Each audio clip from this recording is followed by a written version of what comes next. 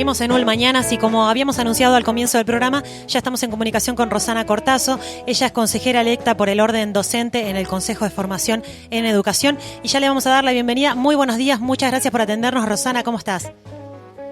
Bueno, buen día, un gusto estar con ustedes en esta mañana. Gracias, muchas gracias por tu tiempo y también ya consultarte porque el otro día habíamos iniciado un poco este tema, más allá de que veníamos hablando en Ulmañanas de los sucesos que venían aconteciendo en estos últimos tiempos. Hablamos con Davis Lanza, que nos puso un poco al día de lo que venía sucediendo aquí en Rocha. Y bueno, primero consultarte, Rosana, y preguntarte cómo está hoy la situación. Sabemos que ayer estuvieron en reunión. ¿Cómo al día de hoy, a este 24 de agosto, cómo se encuentra esta instancia educativa en la toma y en la lucha por la reforma del 2023?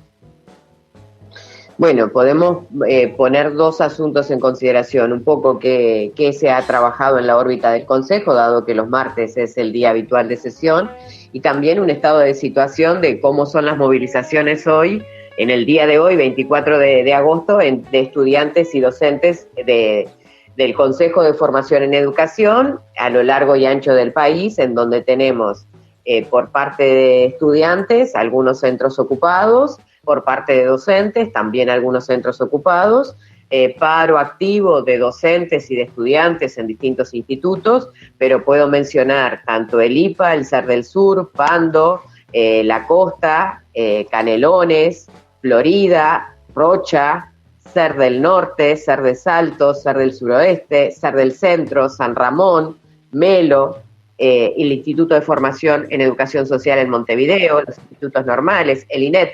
Digo esto porque hoy hay un conjunto de actividades con características no iguales en todos lados, pero sí que implican movilización de estudiantes y docentes, a veces de docentes y de estudiantes con ocupación o viceversa, y si no, alguna actividad de movida de volanteada o paro activo con los diferentes gremios estudiantiles o sindicatos de formación en educación. Rosana, digo porque me parece... Perdón.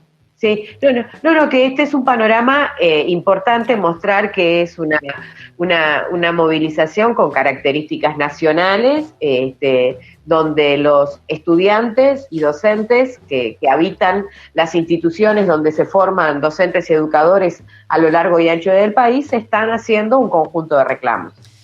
Rosana, y para quienes no te conocen y no saben tu rol específico dentro del Consejo de Formación en Educación, ¿nos podés contar un poquitito cómo se conforma el Consejo y qué rol cumple tu papel ahí dentro del Consejo? Bueno, el Consejo de Formación en Educación es el único consejo que quedó establecido después de aprobar la Ley 19.889. Nosotros estamos dentro de la ANEP, de la Administración Nacional de Educación Pública, donde antes teníamos consejos de secundaria, primaria y UTU y ya de formación en educación, porque este fue creado a partir de la ley 18.437. Antes la formación en educación no era un consejo, era una dirección dependiente de CODICEN. A partir de la ley 18.437 en el 2010, formación en educación pasó a tener un consejo con 5 miembros. 5 miembros, de los cuales 2 son electos, uno por los docentes y otro por los estudiantes. En mi caso es el segundo periodo de elección de consejero docente. Me antecedió un compañero en la primera etapa y yo estoy en funciones desde el 2019. Es decir, que previo al cambio de estas autoridades yo ya integraba, electa por los docentes, el Consejo de Formación en Educación, porque nuestro periodo, como los otros consejeros, pero por mecanismos distintos, tiene una duración de 5 años. Bien, ¿y cómo se conformaría el Consejo? Bueno, los otros 3 miembros son designados por el CODICEN, y el CODICEN a su vez es designado por venia del Parlamento a solicitud del Poder Ejecutivo, es decir, solemos decir que son designados por el ámbito político los otros 3 integrantes del Consejo de los 5 que somos. Y los estudiantes tienen también una consejera, en este caso es una Génesis, la consejera estudiantil que ahora está en funciones. La diferencia entre el consejero estudiantil y docente es la periodicidad de elección. Ellos los elegimos cada 2 años y medio por una razón lógica, no podrían durar en un mandato 5 años porque nuestras carreras tienen 4, y los consejeros docentes sí nos elegimos cada 5 años. Rosana, y creo que queda clarísimo también la conformación del Consejo. Y ayer que estuvieron reunidos, bueno, se logró llegar a algún consenso pensando en estas dos partes que son las dos partes entre el estudiantado y el cuerpo docente, ¿no? Estos dos consejeros, o consejeros. ¿Y qué se llegó ayer luego de esta reunión semanal? Bueno, no hubo grandes avances. El viernes pasado nosotros tuvimos una reunión, una mesa de diálogo con los intergremios estudiantiles, así se definieron ellos, es decir, el conjunto de gremios de los diferentes institutos de formación en educación que estaban marcando una cuestión conflictiva, donde hay, me parece, 3 ejes centrales que están marcando a los estudiantes, de los cuales los docentes también nos hemos sumado o formamos parte de esa reivindicación. Uno tiene que ver con la transformación del currículum, otro tiene que ver con algunos cambios en cuanto a las disposiciones que ha venido llevando adelante en este último periodo el Consejo, de una desarticulación de la estructura académica y también una estructura docente que pueda sostener la estructura curricular, y por otro, un conjunto de medidas reclamos más particulares de condiciones de estudio en las diferentes instituciones en donde habitan nuestros estudiantes. De ese conjunto de planteos, el Consejo dio una respuesta que los estudiantes consideran insatisfactoria, pero había algunos elementos. Entre lo que se considera insatisfactorio, lo primero es que no se está dispuesto a mover la fecha del inicio del cambio curricular. Y creo que este punto es un punto neurálgico que no descomprime por ahora el nivel de movilización por parte de estudiantes y docentes. El otro punto tiene que ver con retomar la estructura académica que ha sido desmantelada en el correr de este 2022. Ese punto aún no fue evaluado por el Consejo porque, como ocurre siempre, las sesiones se extienden más del tiempo que se prevé, y esto va a continuar en el día de hoy. Y el otro era algunos reclamos que había que elevar a Codicen, por ejemplo, poder tener un incremento presupuestal para el 2023 de manera de atender un mayor número de becas para estudiantes, y también lo que los estudiantes plantean con claridad, aunque a algunos no gusten, es la renuncia del presidente de nuestro consejo. Bueno, esos planteos creo que correspondía elevárselos a Codicen, para ver si tenemos posibilidad de ampliar el margen de negociación con nuestros estudiantes, pero bueno, aún eso no se ha hecho. El presidente ayer manifestó que en la sesión de Codicen de hoy él iba a hacer un informe de la reunión del viernes. Por eso yo creo que hay como una mirada de ver cómo esto se va calmando, pero no una decisión explícita de ver cómo generar marcos de negociación o diálogos un poco más amplios, que efectivamente, como toda negociación, hay cosas que uno tiene que ceder de las distintas partes. Pero yo creo que en este caso el Consejo, por ahora, a los planteos de los estudiantes, no ha habido ninguna atención, simplemente decir, bueno, podemos considerarlo. Pero no ha habido hasta ahora ninguna resolución que efectivamente dé respuesta a alguna de las reivindicaciones planteadas.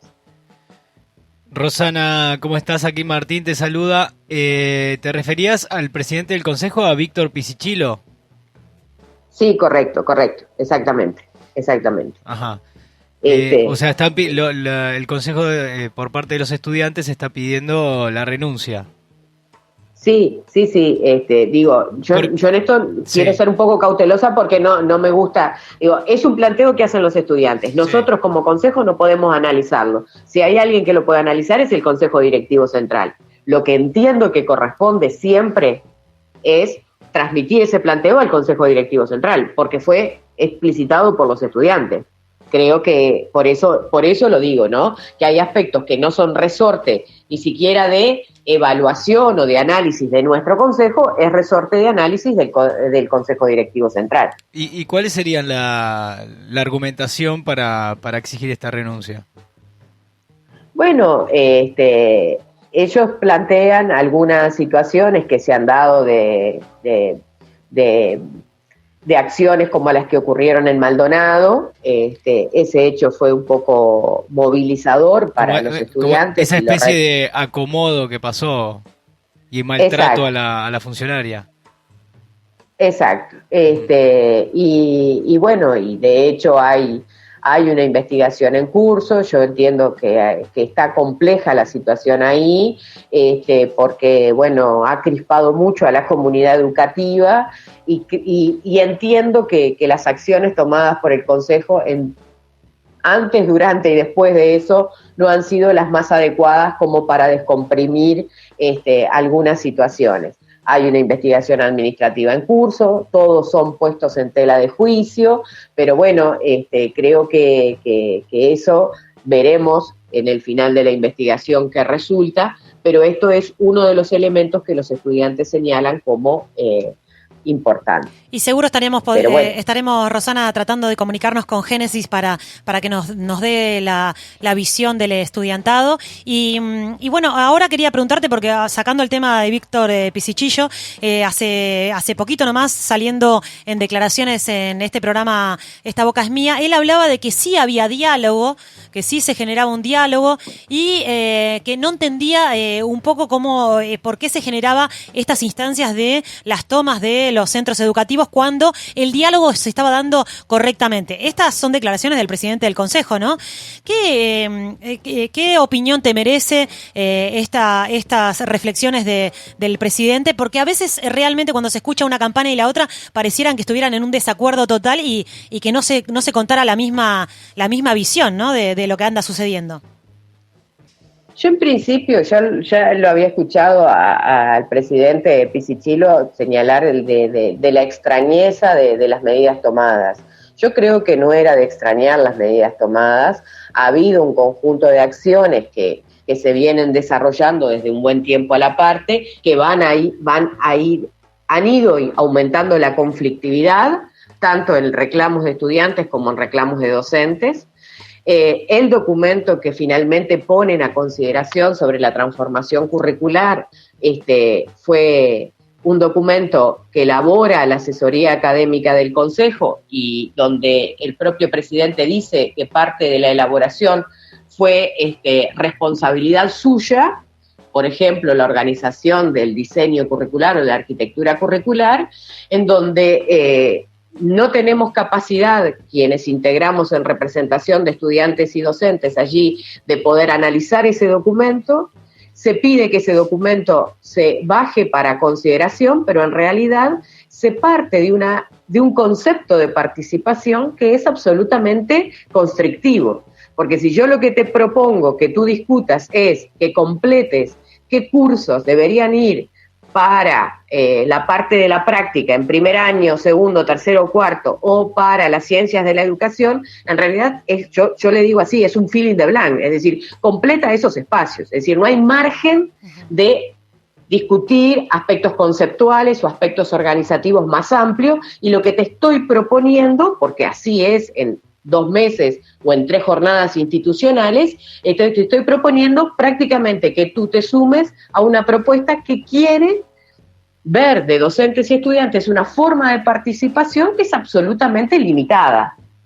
Esa visión, podemos compartirla o no, creo que es lo que contrapone esto, pero no me parece sorprendente el grado de movilización. A mí me parecía con anterioridad poco sorprendente el nivel de movilizaciones que nosotros teníamos ante el cúmulo de desacumulaciones y de desinstitucionalización y desuniversitarización de los procesos que se estaban dando en formación en educación en los últimos tiempos. Porque además, este proceso no lo podemos pensar aislado.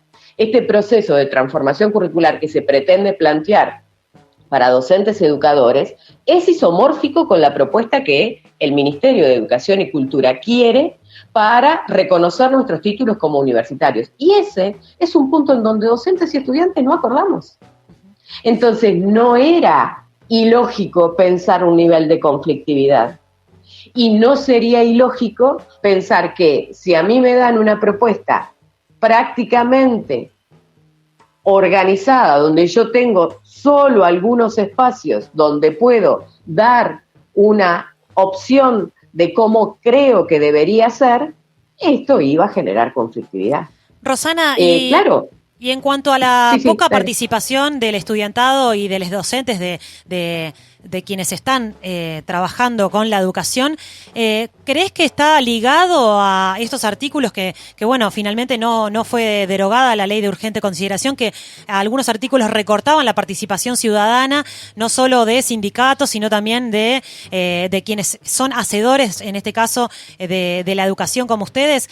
¿Crees que está un poco ligado también que esa poca participación que se está dando en este caso, bueno, está amparado por la ley también? Sí, bueno, lo que yo les digo siempre, nosotros permanecimos como consejo y por lo tanto yo me baso en el marco legal que nos asiste. Uh-huh. Y como marco legal que nos asiste, entiendo que las decisiones, más allá de que haya mayorías o minorías, tienen que formalizarse en ese ámbito, que no es un ámbito que figure, o por lo menos no estoy dispuesta, y por eso a veces algunas peleas a la interna que doy, no estoy dispuesta a que esto sea un espacio simplemente de legitimación. Uh-huh. Creo que es un espacio en donde, como órgano, debemos debatir y analizar las propuestas. El asunto que hoy el Ministerio nos está diciendo qué propuestas podemos hacer o no. Claro. Por eso la autonomía de la ANEP está siendo vulnerada de manera explícita. Y eso trasciende, porque esto es constitucional, trasciende los gobiernos de turno. Por eso para mí el asunto planteado por la ley de urgente consideración sobre la titulación universitaria podría dar márgenes de inconstitucionalidad. Pero hoy hay resoluciones ministeriales, como la de marzo de este año, en donde dicen qué estructura curricular tienen que tener las carreras de formación en educación. Y eso, los docentes en particular, entendemos que es inadmisible. Y además es inadmisible porque se pone en tela de juicio la formación que nosotros damos, porque a quienes egresen con nosotros tendrán que dar una prueba ante el INEM para certificar si su título vale indicarse como universitario. Por eso el grado de conflictividad entiendo que es absolutamente pensable en el escenario en que nos ponen. Y es llamativo también escucharlo con todo esto que tú dices, a Víctor Pisichillo, cuando también habla de que esta reforma se viene trabajando hace como 10 años, ¿no? Y que viene con cierto consenso, que luego que se presentó, que llegó llegó rechazada, y ahí se hicieron como unas modificaciones que serían estas últimas que generaron conflicto. Eso es lo que decía, según entiendo. Y por otro lado también le preguntaron sobre el presupuesto y dejó en claro que el presupuesto, lejos de ser recortado, habló de muchas más becas de las que antes se tenía y de algunas más oportunidades que se estaban dando gracias a la inversión, digamos. ¿Esto no es así en absoluto? Bueno, yo voy a ir por los dos asuntos, por los planes de estudio y después por el presupuesto. Con respecto a los planes de estudio, yo no diría 10 años. En el periodo anterior, 2015-2019, se discutieron propuestas, nuevas transformaciones curriculares para las distintas carreras. Lo que no dice Víctor es que algunas carreras sí lograron cambiar su estructura curricular. Por ejemplo, la carrera de maestro y profesor técnico, que tiene un plan de estudios nuevo de 2018. Que hay otras carreras, como son la de educador social y de maestro en primera infancia, que sus planes son del 2013 y 2017 respectivamente, porque recién ahí se incorporaron como carreras en formación en educación. Las que tienen los planes, digamos, que no han tenido modificaciones en los últimos 12 años, son las de maestro y profesor, que el último plan de estudio es del 2008. ¿Sí? Y que había propuestas aprobadas por el Consejo de Formación en Educación en 2019 de cómo cambiar el plan de maestros, de profesores en sus diferentes especialidades, una adecuación al plan 2013 de educador social, unos cambios al plan de educador social y también unas adecuaciones al plan de maestro en primera infancia. Porque la otra carrera, maestro profesor técnico, ya había empezado un año antes con un nuevo plan de estudio. El asunto que decir que yo retomo eso y hago pequeños cambios, yo lo que no puedo creer, que a mí lo que me digan como aspectos comunes es que se va hacia una estructura de carrera acreditizada, ya hoy la tienen 3 de las 5 carreras nuestras, apunta a una estructura semestralizada, porque esos son aspectos organizativos del plan de estudio. Pero lo que está cambiando acá son marcos conceptuales y cómo se diseña esa estructura curricular. Entonces, los cambios son sustantivos y los docentes en general nos anclamos en la propuesta que discutimos durante 4 años y con mucho trabajo fuimos tejiendo acuerdos en donde uno cede y otro también para ver cómo teníamos cuestiones comunes. Porque hay un factor central que las carreras de formación en educación tienen una unicidad en cuanto al ser docente o educador que tiene que tener componentes comunes en todas. Ponernos de acuerdo en eso es trabajoso, es ir hilando acuerdos de a poco. Bueno, creo que esos son cambios. Por ejemplo, en esta estructura que se está planteando ahora se introduce un trayecto nuevo modificando aspectos culturales centrales de lo que es el perfil de la formación de docentes y educadores, que le llaman trayectos de lenguajes diversos. Los lenguajes diversos hoy están incorporados en los planes actuales, como ser escritura académica, la apertura de una segunda lengua, la enseñanza de las tecnologías de la información y la comunicación a través de cursos de informática. Hoy están, pero forman parte de ese cuerpo de unidades curriculares que tienen que ver con el dominio general que cualquier docente o educador tiene que tener. Ahora se pretende moverlo a otro lugar y que eso, como yo decía, en realidad lo vemos como una cuestión que conteste o responde a lo que el Ministerio laudó o estableció por resolución en marzo del 2022. Esos son asuntos que están modificados. La concepción de educador, la flexibilidad en cuanto a cómo pensar la carrera en espacios presenciales, virtuales, sincrónicos y asincrónicos, en eliminar del primer año del componente de la práctica preprofesional, el eliminar el trabajo final como trabajo de síntesis, el no incorporar la investigación y la extensión dentro del proceso de formación.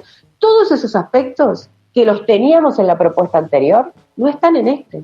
Entonces no podemos decir que es una continuidad. Rosana, muy, muy claro todo lo que nos cuentas y primero que nada agradecerte por tu tiempo en este... Faltó... Si querés te digo del presupuesto. Eso mismo te iba a decir. No, yo no sé qué tiempo tienen muchachos, pero soy charlatana, como digo yo. No, con respecto al presupuesto. El presupuesto de formación en educación está planchado del 2015 a la fecha. Planchado quiero decir que nosotros no tenemos mayor presupuesto que el que teníamos en el periodo anterior. Pero somos el único consejo o desconcentrado de la ANEP que ha aumentado su matrícula. Nosotros teníamos en 2019 29.000 estudiantes. Tenemos en 2022 34.000 estudiantes. Entonces, con el mismo presupuesto y con 5.000 estudiantes más, ¿cómo hacemos para dar respuesta? Lo que Víctor dijo el otro día sobre el número de becas y el aumento del 8% es lo que hacemos para mantener las mismas becas que teníamos en 2019.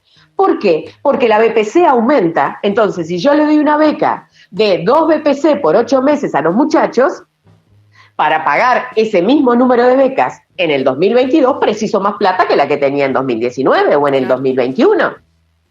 pero no es porque el presupuesto a becas se haya incrementado. Por eso a veces la forma de decir las cosas tiene que ser más esclarecedora para que la población entienda.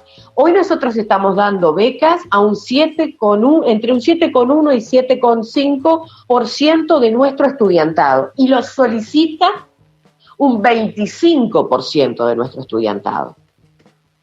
Es decir, que hay un porcentaje muy alto de estudiantes que solicitan beca y que nosotros no lo podemos atender. Entonces, Rosana, mucho menos del 50% de las becas que se solicitan. El otro día Víctor había dicho que era el 50% de las becas. Bueno, un poco menos del 50%, ¿no? Sí, un poco menos. Pareciera que viene en relación también con el discurso de Robert Silva, ¿no? Esto de la recuperación salarial. Se va a dar cuando termine este gobierno, ¿no? Que es un poco, la recuperación sería volver a antes de que asuma este gobierno, o sea, va a quedar igual que cuando empezó este gobierno. Eso sería recuperación salarial. Claro, acá obviamente hay más inversión porque para mantener el mismo número de becas tenemos que poner más plata porque el valor de la beca por estudiante aumenta año a año como aumenta la inflación y el valor de la BPC. Claro. Rosana, ¿y qué se espera para estos próximos días en cuanto a movilizaciones, ocupaciones o cómo hay alguna medida ya tomada para los próximos días? Bueno, hoy al inicio comentaba que había un conjunto de actividades planteadas. Uh-huh. Yo creo que hay una coordinación muy interesante entre los estudiantes de los diferentes gremios de todos los institutos. Supongo que habrá una expectativa de tener alguna instancia de diálogo. También espero que el presidente del Consejo plantee esto en Codicen y ver un poco qué atención a algunos de los planteos que estamos dando, que están dando los estudiantes se pueda tener. Y entiendo que deberían plantearse a la brevedad nuevas instancias de trabajo y de diálogo. Y eso también debería incluir el tema de la transformación curricular.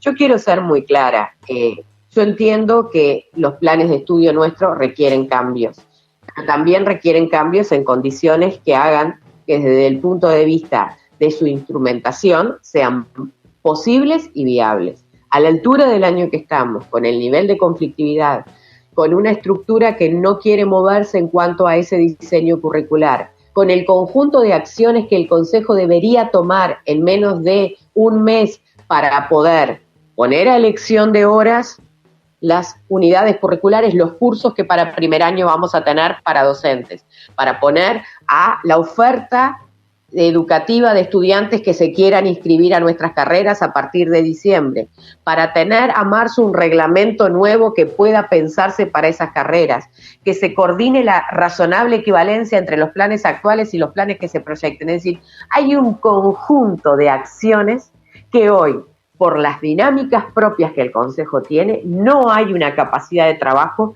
que haga que esto efectivamente se pueda hacer. Entonces, a mí la verdad que a veces cuando negamos como la posibilidad de abrir espacios de trabajo y de diálogo, y además hay en ocasiones como un desconocimiento muy fuerte de la realidad de formación en educación, creo que podemos ir a un lugar muy peligroso, que es proponer un cambio curricular que no se sostenga desde el punto de vista instrumental. Rosana, y al parecer este arrebato en querer implementar esta nueva reforma para el 2023 tiene esta sensación, ¿no?, de querer hacer la reforma por el simple hecho de que quede instalada. ¿Es verdad que el estudiantado y el consejo en el sector, digamos, docente han propuesto que se implemente el 2024 y que se tome todo el 2023 para tomar con un cierto tiempo todas las medidas que hay que hacer y consensuar y que se les ha dicho que no? Es correcto, sí, es correcto. Los muchachos vinieron el viernes con un planteo muy claro, no dijeron que no, dijeron queremos otros tiempos. Tienen propuestas, ellos son muy defensores del trabajo final, de la práctica desde el inicio de la formación, es decir, yo creo que hay una toma de postura madura, fundamentada e informada que debería ser considerada y atendida. Sin embargo, Pisichillo decía que sí que se les había propuesto la extensión y que parte del entusiasmado no había querido esa extensión. En realidad la propuesta que estuvo en la mesa fueron tener 3 jornadas más. En el mismo tiempo, digamos, ahora habría una tercera jornada el 7 de septiembre, bueno, poner allí más días en esa semana o la siguiente para tener jornada. Una corta extensión. Exacto. También hay una cuestión que cuando estamos en una situación que parece de diálogo, pero que no lo es, y yo lo planteo un día sí y otro también, es qué grado de apertura hay. Es decir, bueno, está bien, proponemos más jornadas o habilitamos más jornadas, pero hay un espacio de apertura para modificar el marco general de lo que está planteado hoy. Entonces ahí hay silencios. Claro. Entonces también a veces resulta un poco complejo entablar un diálogo, pedir más espacio cuando, bueno, podremos acceder a que todas las carreras tengan trabajo final, podemos acceder a revisar el perfil de egreso con un carácter más amplio del que está pensado hoy, podremos establecer que la práctica empiece a funcionar desde el primer año, podremos establecer cómo fortalecer el núcleo específico de las diferentes formaciones que hoy tienen pocos créditos asignados, podremos. Entonces, esas preguntas son claves para ver si tiene sentido pensar 3 jornadas más en el próximo mes. Claro. Bueno, Rosana, seguiremos de cerca este tema que nos interesa mucho y esperemos que a toda la comunidad forme parte también de este interés porque sin duda estamos hablando de la educación de todos y para todos, así que hay que estar ahí involucrados en lo que va sucediendo en el día a día. Así que te agradecemos mucho por tu tiempo, queda mucho por seguir charlando y ver qué sucede en estos días. Quizás entremos en comunicación con Génesis para que nos cuente un poco desde el lado del estudiantado también su visión y agradecerte, Rosana, por este tiempo y seguimos en contacto. Bueno, gracias a ustedes y espero haber tenido la claridad porque a veces estos temas para comunicarlos a la población en general no resultan sencillos. Gracias por la llamada. ULMA, Radio Comunitaria Punta del Diablo.